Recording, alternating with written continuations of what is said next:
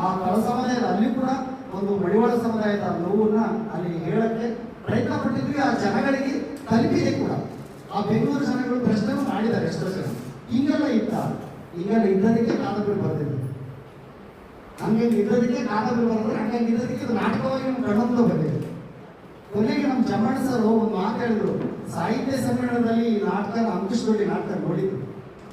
ಅವ್ರು ನೋಡಿ ನನಗೆ ಒಂದು ಮಾತು ಹೇಳಿದ್ರು, ಏನಂದ್ರೆ ಸಿದ್ದರಾಮು ನೀನು ಹುಟ್ಟಿದಾಗ ಈ ಕಾದಂಬರಿ ಹುಟ್ಟಿದೆ, 81, 82 ಆಗಿ ಕಾದಂಬರಿ ಬಂದಿದೆ, ಅದು ಎಷ್ಟೋ ವರ್ಷ ಮೂಲೆಗಳಿತ್ತು, ಎಲ್ಲ ಗೆಳೆಯರು ಸೇರಿ ಕಾದಂಬರಿ ಮಾಡಿದ್ರು, ಎಷ್ಟೋ ಜನ ಕಾದಂಬರಿ ಓದ್ಬಿಟ್ಟಿದ್ದಾರೆ.